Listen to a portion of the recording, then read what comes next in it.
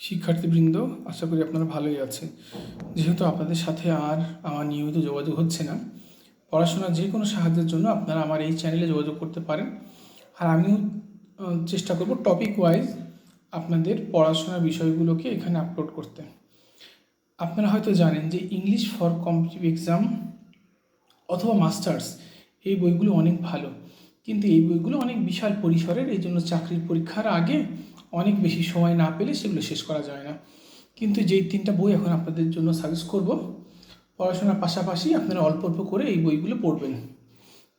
প্রথমে এই যে বইটা, সেটা হচ্ছে হ্যান্ডবুক অন ইংলিশ লিটারেচার।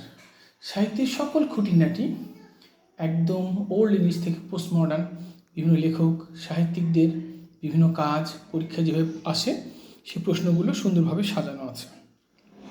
এটা আপনারা খুব ভালোভাবে পড়তে পারবেন এবং এটা এমনভাবে সাজানো মুখস্থ করতে পারবেন।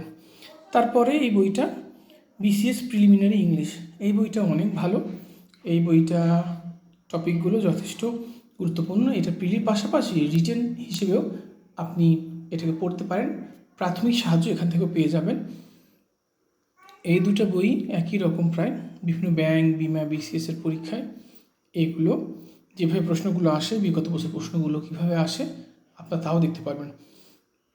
আর তৃতীয় যে বইটা, সেটা হচ্ছে learning English the easy way, Sadruddin আহমেদের লেখা।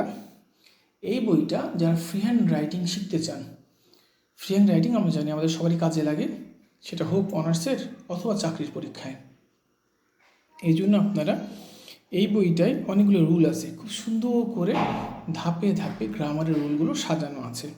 আপনারা অবশ্যই এইগুলো পড়বেন এবং একটু প্র্যাকটিস করবেন।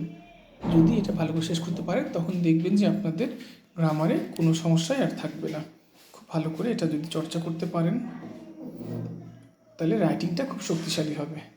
সবাই ভালো থাকবেন।